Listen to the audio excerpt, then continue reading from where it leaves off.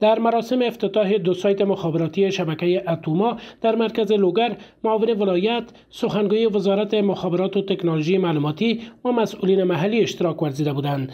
در همین حال مسئولین شبکه ضمن معرفی ظرفیت‌های تازه ایجاد شده اطمینان دادند که در کنار عرضه خدمات مخابراتی با کیفیت در راستای حل مشکلات تکنیکی و نیازهای مردم توجه جدی می‌نمایند. ما هستیم که ان شاء الله اینترنت پرسرعت با کیفیت عالی ارائه کنیم به خدمات به مشتریان خود.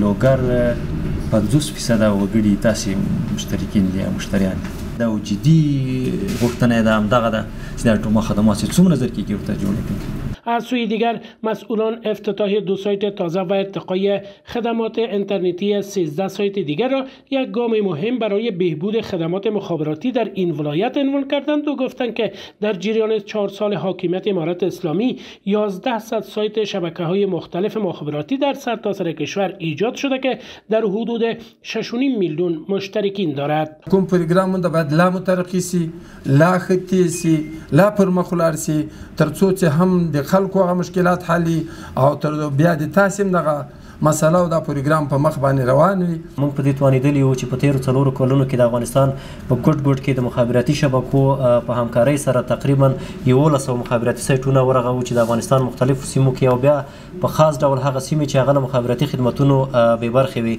قابل یادآوری است که با ایجاد دو سایت جدید نیز برای نخستین بار دفتر رسمی ولایتی شرکت اتوما در مرکز لوگر گشایش یافت.